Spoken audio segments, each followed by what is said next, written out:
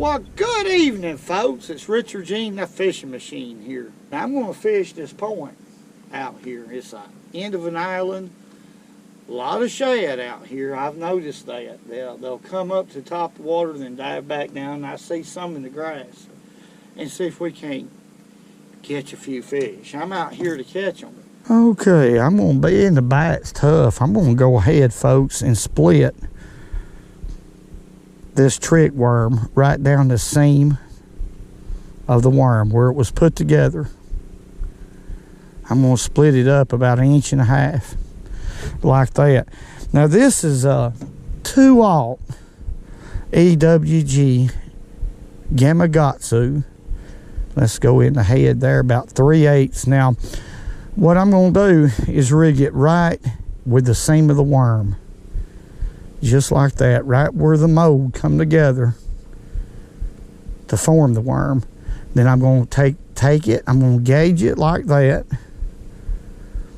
and then stick it straight through that worm right where the seam is, and then expose it. Now this is 12-pound test fluorocarbon line right here, and I have about a 6-foot leader connected with a double uni knot right here onto braid. This is 10-pound test braid. I'm using a Gander Mountain Tournament Series rod, 6.5 foot, and a Daiwa Revros. I mean, no, this is the Fago LT 2500, excuse me. It's a little bit hot out here. Now, this grass stops pretty much about where I cast right there, and it's about 3 feet of water. These fish are not up there yet. They're off a little bit deeper. They're shading their eyes. So we're going to work this eelgrass, and there's a mixture here actually of eelgrass and milfoil, but it's not real thick. It's sort of sparse.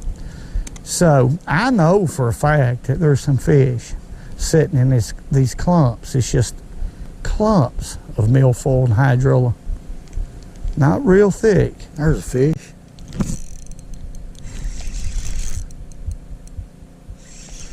Well, look at that fish fight, folks. That's some fighting, is it not? Golly day. He ain't quit yet. Yeah, pretty good bass right there. He fought because he hit on the end of a cast. Right on the end of a long cast. He fought from the time I hooked him to the time we got him right here. It's a nice one. Good fish. Let's let him go. They're all good fish to me. Y'all know that, folks. Go on back. Woo! I'm talking about woo. Okay, now the way I'm fishing it now is we're going to let, it's about 3 feet here. Even though you see the vegetation up to the top, it's about 3 feet of water. And I'm just letting the bait settle to the bottom and just moving it about 1 foot, letting it sit there. I'm watching that bow in my line right there. Let's pick it up and let it fall. When I see it jump like it did right there, well, I was fixing to pull the trigger, folks. That was a big bluegill or a little bitty bass. There's a lot of little bitty bass in here about like that. See? Y'all see that line jump? They're too little, but they're knocking the fire out of that worm. Boom, boom. They just cannot get it in their mouth. But now every once in a while I'm going to catch a good fish. There's some good fish laying out in here with them. And let me point this out, just like always, all my fishing is like this. The reason they're here is because there's a lot of shad. There's threadfin and gizzard shad in this grass, and some of the gizzard shad are about that long, pretty good size. But the thread fins are small. They're probably about an inch, inch and a half. There's one of them little bass again, but it's full of those. One of these times it's going to be a good one, and we're going to put some steel in his darn jaw.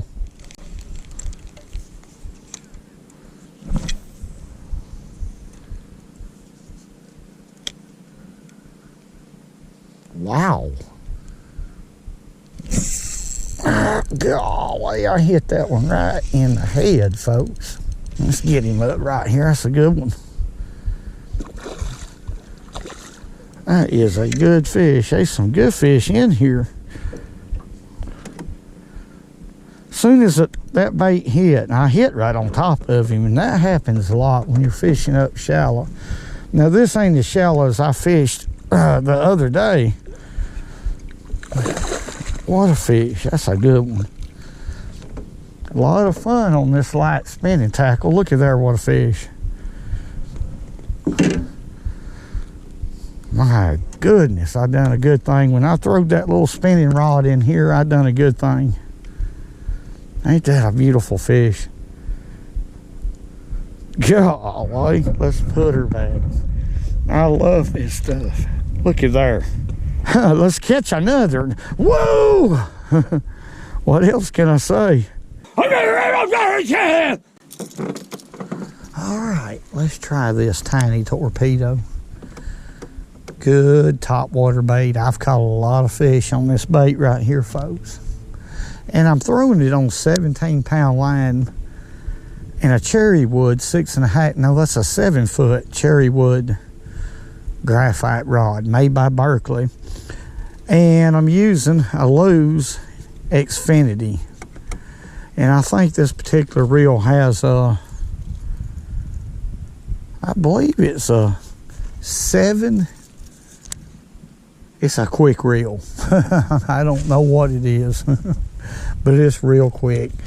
Let's get busy right here. We're going to have to get busy if we're going to catch a big fish. Now, a torpedo, I just snap it. Snap, snap.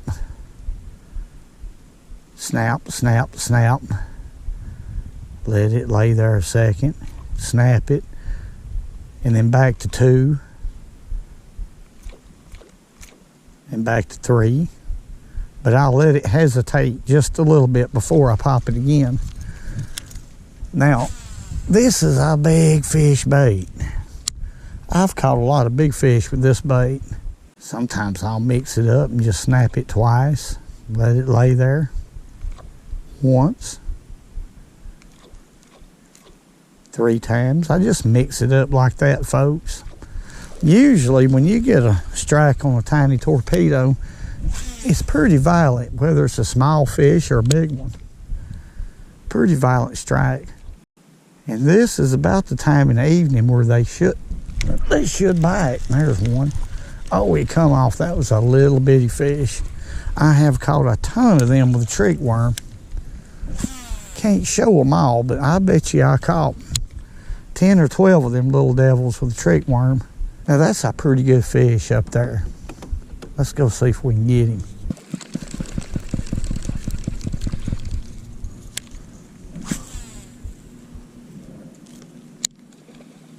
Golly, y'all see that?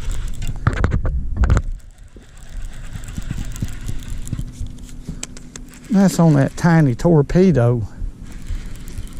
The time that bait hit, I didn't even get to work it none. I mean, the time that bait hit, that fish just crushed it. I'm talking about, golly. Why is he fighting so hard? Well, he's a pretty good fish, but he caught in the cheek. When you catch them in the cheek like that, they really turn the steam on. My goodness. You talking about a fish destroying a topwater pug. That one did, folks. Let's let him go. My goodness.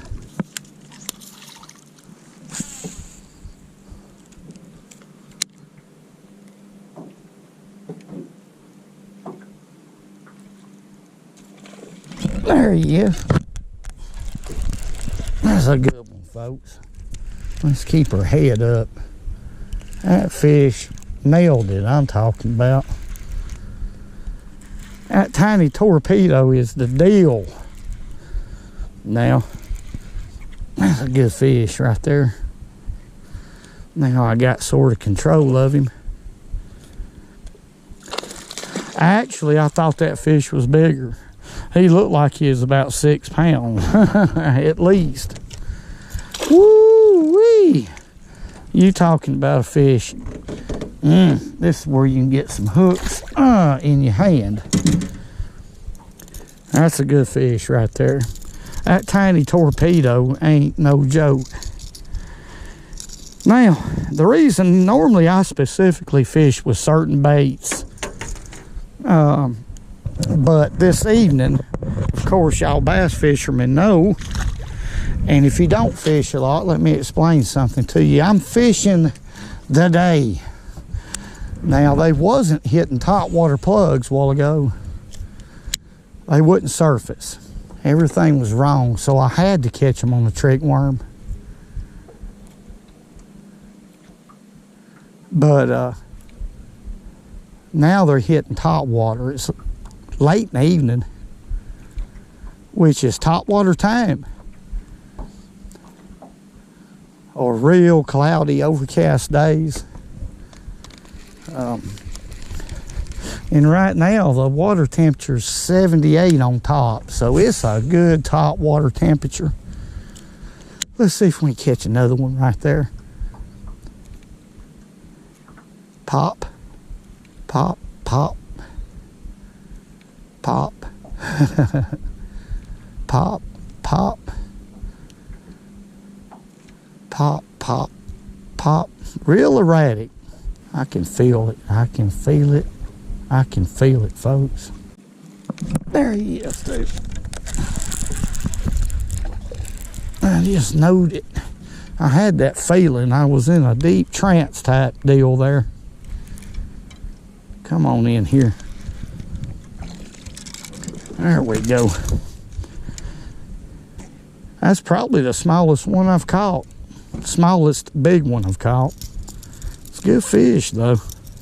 They're all good fish. If they'll come up there and eat, I love them, folks. I do. They ain't nothing like the sport of fishing. Let's let him go. Let's try to catch another one right here. Well, folks, that's going to be the end of it. I've got a long ways to go. A long ways to go to the boat ramp. But I didn't have long to fish, so I had to fish really hard. So I'm going to explain one thing about these topwater baits that's really important. Now, on topwater baits, I use monofilament only. There's several reasons, but I'll go into the main ones. Now, on this bait right here, it's real light, tiny torpedo. I use 17 to 20 pound test line, mono. The reason is because mono floats. It floats and it keeps in line with the bait as it's laid on top of the water, and it allows this prop to pop and spin right to get the right sound. And believe me, a tiny torpedo oftentimes has the right sound.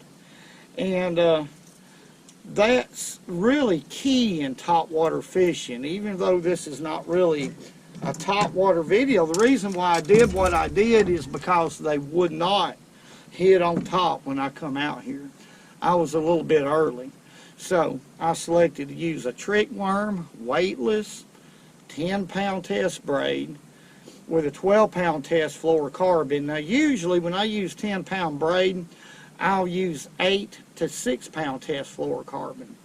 But in this case, where we have a lot of weeds, I'll just go ahead and go with 12-pound test fluorocarbon.